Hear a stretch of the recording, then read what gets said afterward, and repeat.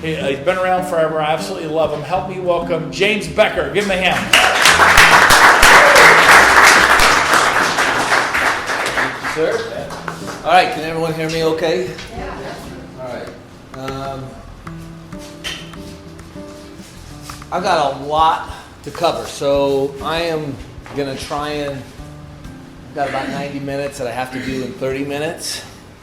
And what we started with is really perfect, because what we're going to talk about now is fundamentals of business planning and how you should be acting in your business to really grow it. And so what we really are is a real estate investment firm, but we don't invest in real estate. We invest in individual real estate agents' businesses and help them grow.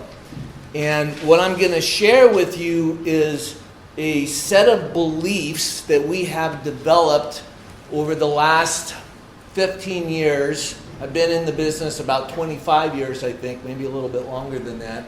And what we are seeing that really makes fundamental differences for the agents that grow a business and are able to sustain it. And that's a big thing. A lot of people have a good year and then they fall off. And so what we're going to be talking about is the long term. Okay, so I'm going to go through 4 key fundamentals that are essential to business planning, which is great because then the next thing is business planning. Key elements to any successful marketing plan. And then I'm not going to probably have time for number 3, but we can do that another point. Just out of curiosity, who has sold $5 million this year by a show of hands? Wow. Give it. Okay, that's a big deal because that means you're actually making a good living, right? And in the Sacramento Placer Board, there's, like 9,000 agents. Literally 4,500 of them did not sell one home last year and are paying dues. Literally half. Scary number. Okay, number 1. We believe that you must become the professional that you would hire. Now, this just seems so stupid and silly. But it is really rare to find. I just bought a home, actually closing today, in Florida. And the agent that I used, I hate email. Every communication was an email. I get an email. I call him and say, hey, can we talk about this? He'd send me an email. I'm busy right now, but here's your answer. Drove me crazy. Okay. The reason why this is so important is because most of us can sell what we believe in. If you go in and you tell somebody, nobody is going to work harder than you are. And then you have on your message, I return calls at 11 and 5. You know how many times I've waited at 11 for a call back? Not once have I got it. If you do not believe that you are more valuable than the rest of the people out there competing for the business, people are going to be able to tell that. That's good. They can smell it.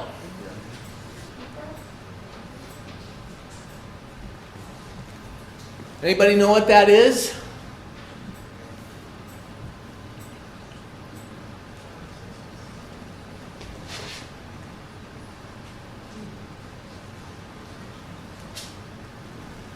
Cognitive dissonance. It is what most people in real estate have.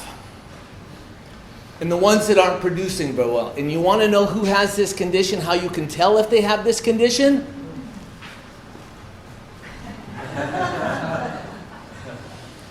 When you say, and this is an internal thing, I'm going to work harder for you than anybody else, but you know that your guy that's in the cubicle next to you actually does a lot more work, you know it's bullshit. And so, as you're pitching this at the kitchen table, it's going to come across as BS. We have got good BS detectors. All of us do, except when we look in the mirror. So it's really important. This is probably the most important thing that you can do. It is making a commitment to actually being the person that you want to hire. That's good. Okay? Critically important. Okay, number 2. You have to start by offering value. If you go in and offer what everybody else is offering, you're not separating yourself. And it's a lot funner and easier to sell when you say, let me tell you how I'm going to provide value for you.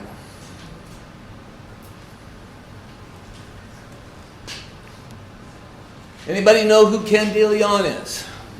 Yep. Number 1 team in the country. Year after year after year. His team does $35 million in commissions.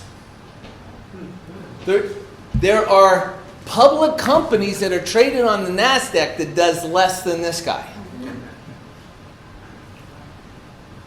35 million. What's he do? Okay, this is off his website. Home preparation. Design and coordinate who manage your home preparation and unleashes your home value. Take a picture.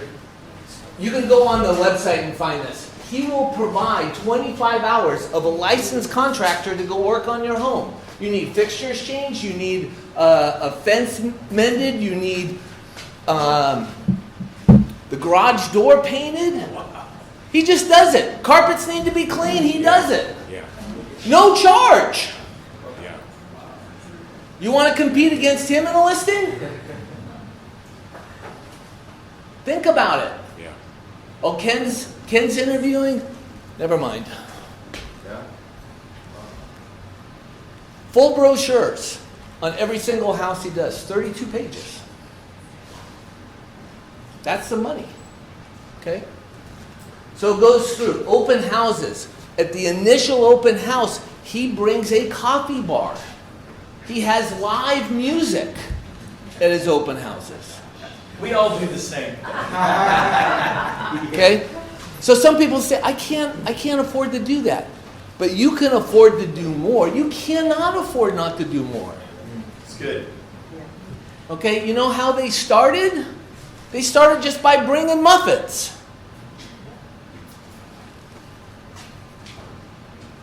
This is for buyers.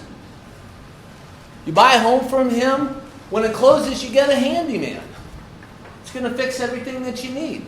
He's going to give you a designer to help design and figure out how to get the furniture in there and what colors you should paint and all those types of things. One of the biggest problems, I gave a speech at Inman, and in that speech, I said that real estate agents were hoarders. You know what you guys hoard? Your commissions. I got to keep it all, right? But you're not giving back to your clients. You're not giving back to the people that you're working with. One of the things... No, I'm going to move on. Okay. So, what is your value proposition? This is something that I don't know if it's in this workbook here, but this is what you have to do. If you know you've got an incredible value proposition, if you're talking to that for sale by owner or you're talking to that expired listing, you can't wait to tell them. Yeah, but I'm not like the rest and I'm serious. I just want to show you what I do. You cannot wait. It's so empowering. But you have to be willing to do it. You can't just say it, right? So I'm going to suggest you come up at least with 9 different elements. The CEO of Ken DeLeon's business is a guy that spoke at an event we put on a few years ago. And Ken and him were at KW when they started.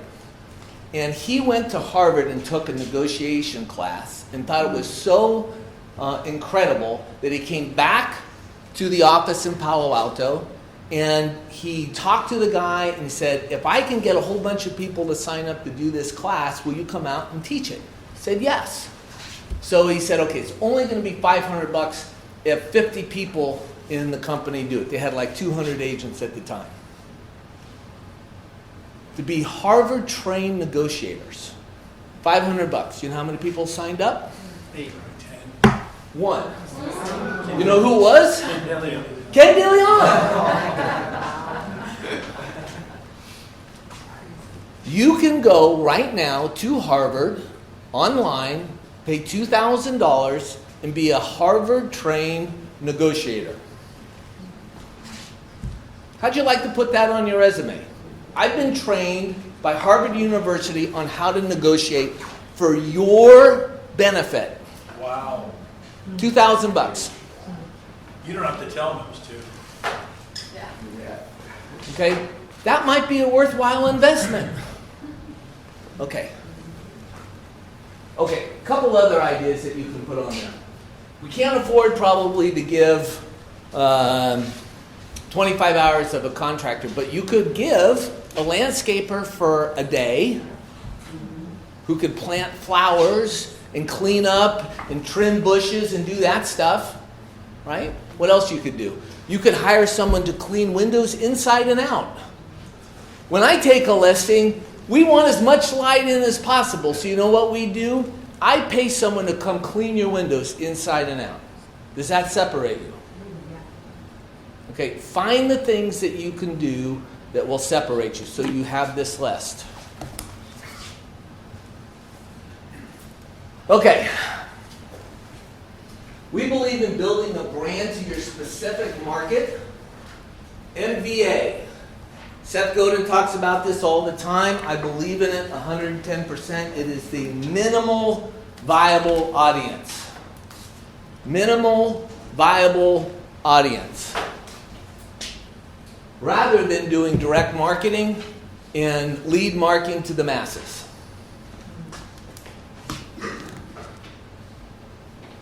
We see about 50,000 commercials and advertisements a month.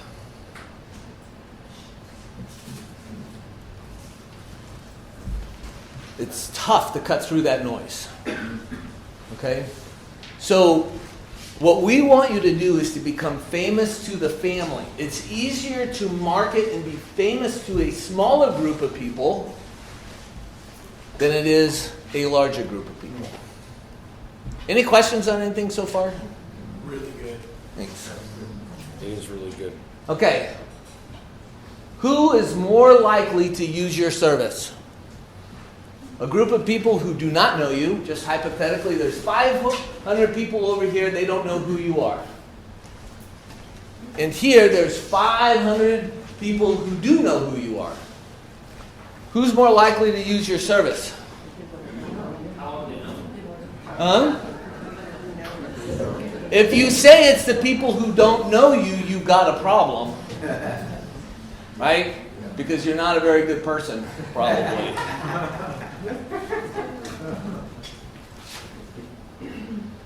Anybody want to answer this? I don't want to hear anyone. Who's more likely to use your services? People who know you. Why are we spending so much time here? That's good.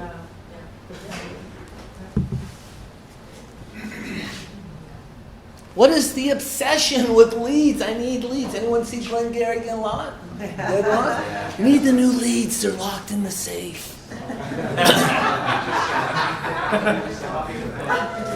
Yes. This is insane. And the whole business does this.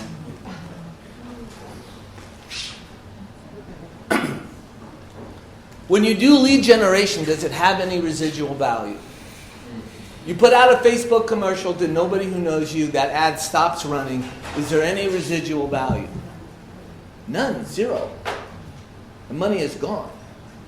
If I'm marketing to 100 people and I send them a postcard and nothing happens, is there residual value? Yes. Because I'm going to send them another card. And I'm going to send them another card. And pretty soon I'm going to start building stuff up. But if I'm marketing to 500,000 people or 1 million people in Sacramento, I can't hit the same 1 million people time after time after time. So it's one shot.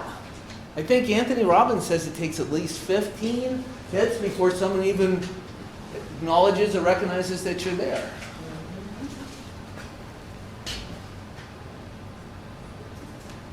Okay, this is one of my favorite new discoveries. And I've been preaching this for the last couple of years. Most people want to do marketing that is free. But there's a thing called cost signaling. If you are going to propose to your significant other, and it's Friday night, chewing popcorn, watching some movie, and you go, "You want to get hitched?"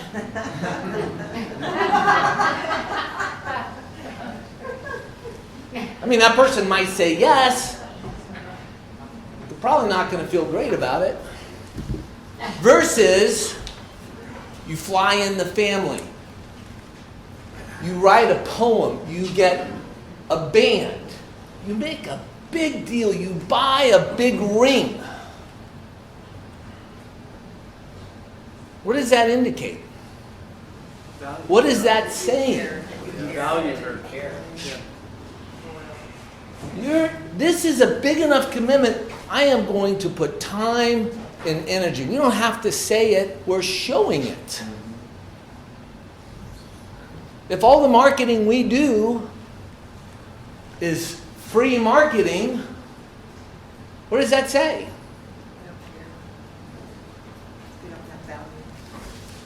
How committed are you to what it is that you're doing? To me, you need to show. When we see someone doing TV commercials or big brochures or spending a lot of time and energy, it's an indication of the commitment to the profession. And it's biological. It's not a conscious thing. It is biological.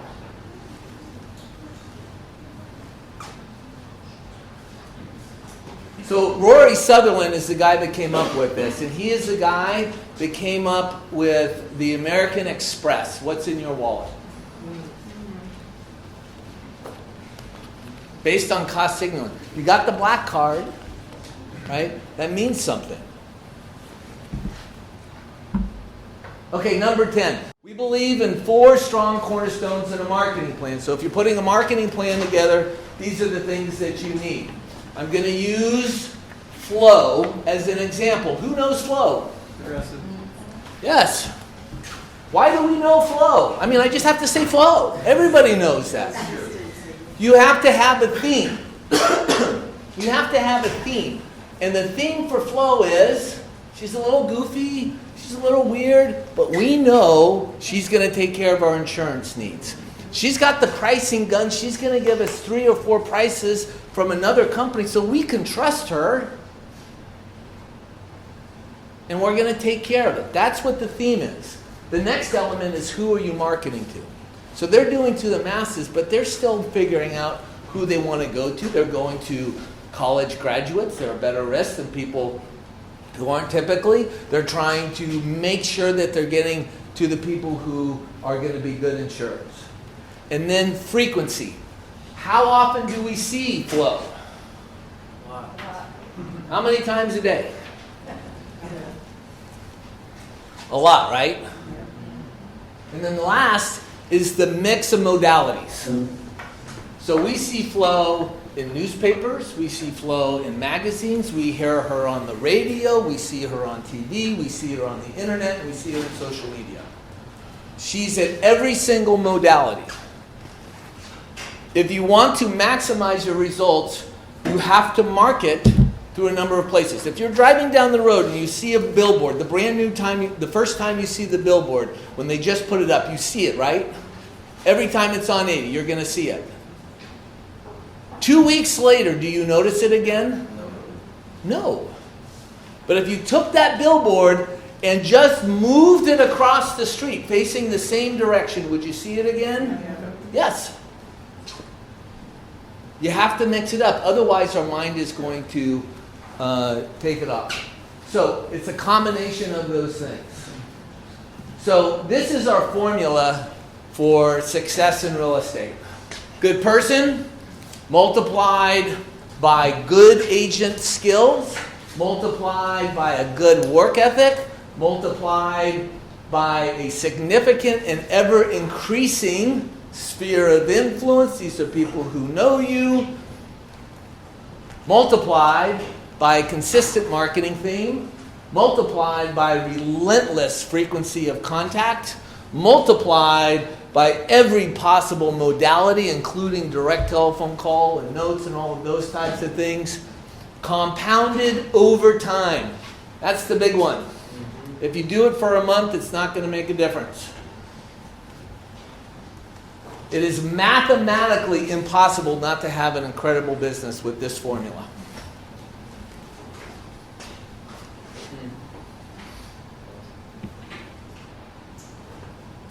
And don't think of this year.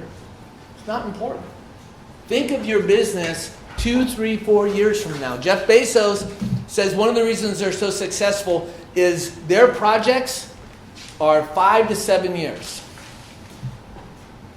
5 to 7 years. You got plenty of time. You just have to get in there and be consistent over a period of time. Is there a better plan? Anybody have a better plan? Okay.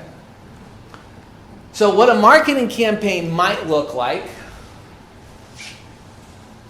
is that you start with the story letter. This is not a story about how great I am. This is a story on how I struggle. This is a story on how I struggle to get out of the cocoon, because everybody loves rags to riches. I mean, couldn't have set this up any better. So you let them know what the story is. And then you put together a resume. We're applying for a job.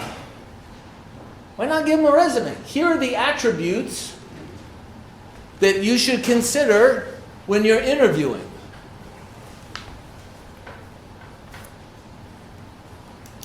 So story letter, then a resume goes out, then an email goes out, and then there's digital marketing and video commercials, and then the next month, same thing, and then another letter, and then an email, and then an email that says, here's the homes that went for sale in your neighborhood this week, and then social media posts, and then postcards. Over and over and over and over again. So I got a quick question for you. By the way, that's a brochure. We call it the all-in-one. It's the story letter, it's the resume, it's the team, it's the services that you offer. It's all of those things. So imagine Neil's in your database. And every 2 to 7 days, he's getting something. A follow-up email, digital marketing, targeted banner ads, videos, telephone follow-ups, invitations, all of these things. And he's been in your database for 2 years. And he just got a promotion. He's moving to Texas. He needs to sell his house. What are the chances he's in your database? What's the chances Neil calls you? Very high. Give me a percentage. 85%. Okay. To do that kind of marketing, just to give you an idea, I'm going to suggest that you invest in your business. Run your business like an actual business. Okay? Don't hoard your commission. Put it back in there to grow the pie. If you do this, this will cost you per person about $2 to $2.50 per person per month. That's what the cost would be. You want to see what the return would be? Yeah. If you have 200 people in a database The best statistics that I can find is that people move every 13 years. That's from the National Builders of 2013 or 2014. They did a survey. I don't know if the numbers are different. That means about 8% are selling on an annual basis. If half of those people move up or move down in the same market, that's about 12%. So out of 250 people, there's 29 opportunities. National statistics is that if someone calls you and you get to the kitchen table, you have an 80% chance of closing that business. So in marketing, the marketing is not to sell them on doing the business. The marketing's purpose is to get to the kitchen table. Because if you get on base, you got a really good shot of closing business. Okay, so now that's 29 transactions. So if 80% call you, this is after 2 years, 80% call you, and you close 80%,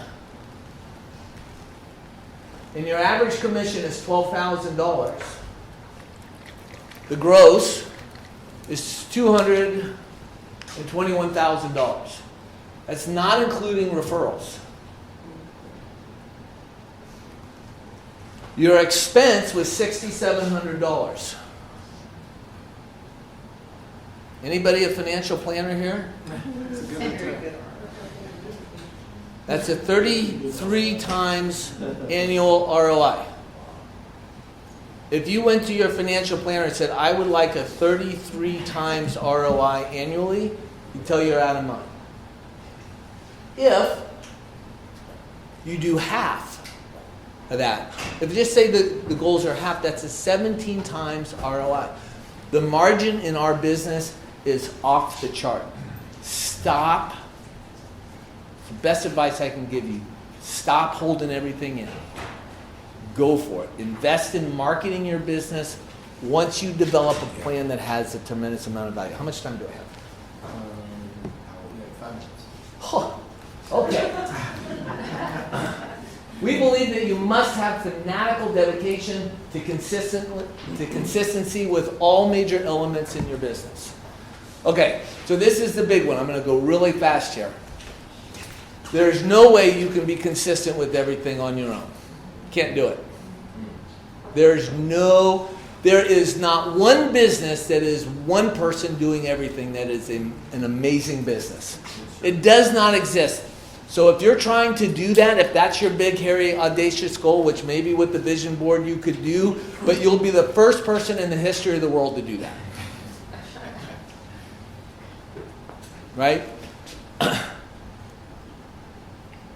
This is what most real estate agents look like.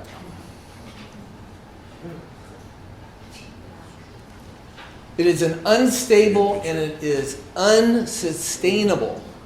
You can do it for a while. Yeah. But once you get to a certain level, all of you who have done 5 million, somewhere along the line, you got to build in scaffolding and framework to keep that process going. Because this is what happens. You've got all these wheels that you got to turn, and you're running from wheel to wheel to wheel. And you know what happens eventually?